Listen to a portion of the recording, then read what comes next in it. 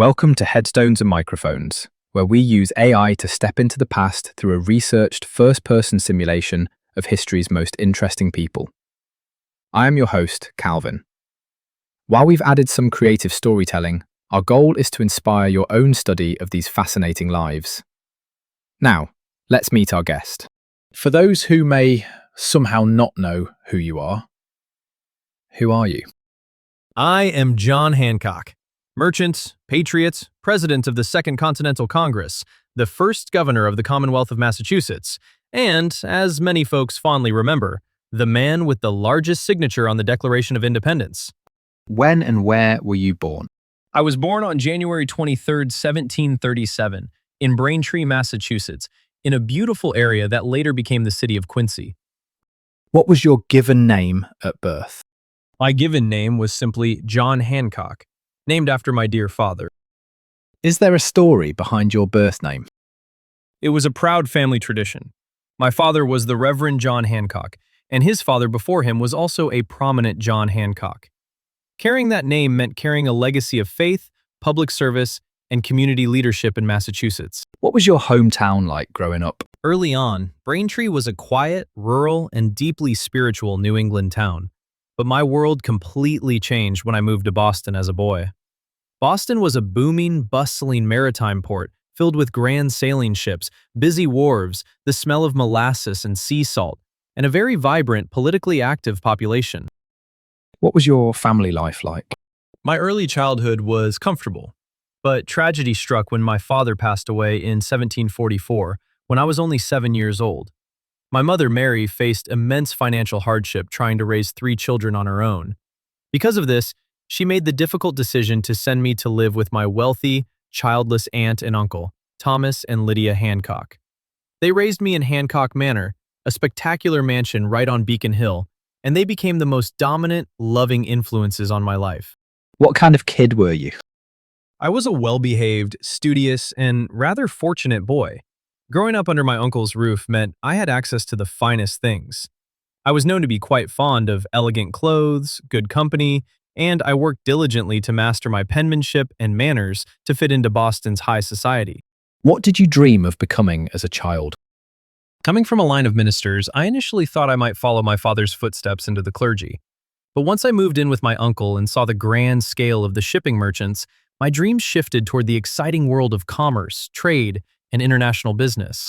What were some of your favorite activities in school?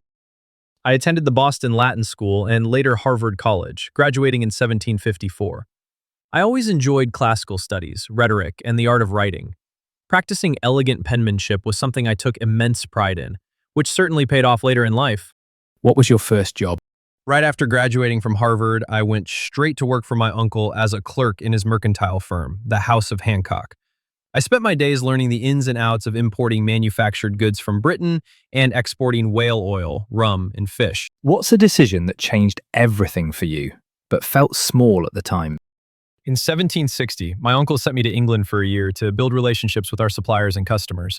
It seemed like a standard business trip, but being there in London during the coronation of King George III gave me a front row seat to the inner workings of the British Empire. It made me realize just how detached the crown was from the true reality of the American colonies. What was your biggest break? My biggest break, and a profound responsibility, came in August 1764, when my uncle Thomas passed away. Because he had no children of his own, he left the entire House of Hancock, Hancock Manor, and his massive fortune to me. Practically overnight, I became one of the wealthiest men in all of the 13 colonies. What were your biggest struggles before success? My early struggles were emotional rather than financial. The sudden loss of my father and the bittersweet reality of being separated from my mother and siblings to be raised by my extended family. It taught me to adapt quickly to new surroundings and appreciate the blessings of generosity. Did you ever consider quitting? When tensions with Great Britain reached a boiling point, the pressure was immense. The British government targeted my business, seized my property, and threatened me with ruin and arrest. There were moments of deep anxiety where I wondered if risking my fortune was worth it. But when I saw the courage of the people of Boston, I knew I could never turn back from the cause of liberty. Were there any specific daily habits or routines that you feel are essential to your success? I kept a highly disciplined correspondence. Whether managing a massive trading empire or presiding over a fractured continental congress, I insisted on writing clearly, organizing my ledgers with absolute precision, and presenting myself with dignity and style in every single meeting. What job would you have had if fame never happened? I would have happily remained a quiet, prosperous Boston merchant, spending my days managing shipping schedules, reviewing trade ledgers, and enjoying a peaceful, wealthy life on Beacon Hill. What was your life like before fame? It was a very grand, aristocratic life. I was a young bachelor, hosting lavish dinners at Hancock Manor, importing the finest English carriages and silks, and serving as a well-respected local businessman and member of the St. Andrew Masonic Lodge. How did relationships change after success? Politics reshaped everything. My wealth allowed me to support and protect brilliant local leaders like Samuel Adams, who became a close political ally and mentor. However, as the revolution advanced, even close friendships faced strain, and Samuel and I eventually became somewhat estranged over differing political views. Did fame bring happiness? Fame brought an immense amount of stress and made me a prime target for the British crown. True happiness came from my marriage to my wonderful wife, Dorothy Quincy, whom I wed in 1775, and from knowing that our sacrifices helped forge a free nation. What was the downside of becoming famous? You lose all sense of personal security. After the battles of Lexington and Concord, Samuel Adams and I were considered such dangerous radicals by the British that when General Gage offered a general amnesty to the colonists, he explicitly excluded the two of us. We were men with bounties on our heads. What misconceptions did people have about you? Many of my critics, especially among the British loyalists, thought I was just a vain, wealthy smuggler who joined the Patriot cause purely to protect his own pocketbook from taxes. They didn't understand that I was entirely willing to see my ship seized and my fortune destroyed if it meant securing real constitutional liberties for our people. Tell me about a time when everything went wrong and how did you handle it? In June 1768, British customs officials used a technicality to seize my beloved sloop, the Liberty, charging me with smuggling wine. The town of Boston erupted into riots over it, and the British threatened me with massive, astronomical fines. Instead of backing down or hiding, I used the public outrage to firmly align myself with the anti-British movement, transforming a terrible business loss into a massive rallying cry for liberty. Who had the biggest influence on your life?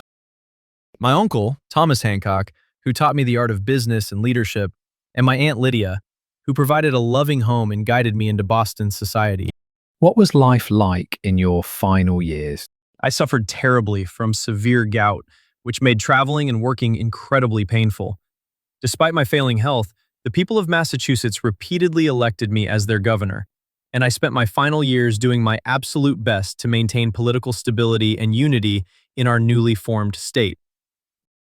What were you working on in your career before you passed away?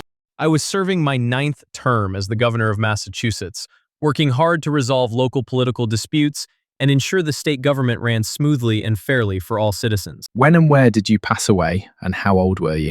I died from health issues at my home in Quincy, Massachusetts on October 8, 1793. I was 56. What's a random fact about you most people have never heard? While everyone knows my signature on the Declaration of Independence, many don't realize I was actually disappointed not to be chosen as the Commander-in-Chief of the Continental Army. I had hoped to lead our forces in the field, but I gracefully stepped aside when George Washington was selected. What was your favorite food? I had a very refined palate and loved traditional New England salmon, fresh cod, and rich pastries. I also had a great fondness for fine wines, particularly Madeira wine, which famously landed me in a bit of trouble with those British customs collectors. Did you have any known rivalries? Aside from my overarching rivalry with the British royal governors, I had a complex, tense relationship with John Adams at times. We grew up near each other and were allies, but our differing styles, his intense gravity and my fondness for public popularity and grand showmanship, often caused friction between us. What advice would you give people chasing success? Be totally prepared to back up your convictions with action. When the time comes to make a stand for what is right, do it boldly, clearly, and leave no doubt about where you stand. Write your commitment so large that even a king can read it without his spectacles. John Hancock, do you have any closing remarks about the interview or the stories you shared that you would like to share with the listeners before we sign off? I just want to thank you, Calvin, for allowing me to share my story. I hope the folks listening today remember that liberty is a very precious, fragile thing. It was paid for with the fortunes, the blood, and the reputations of everyday citizens who dared to dream of a better future. Keep standing up for your principles. Thank you for having me. And that wraps up another conversation from Beyond the Grave. Thanks for joining us on the Headstones and Microphones podcast. Remember, legends may die, but their stories never do. Please help spread the word by sharing and following the pod.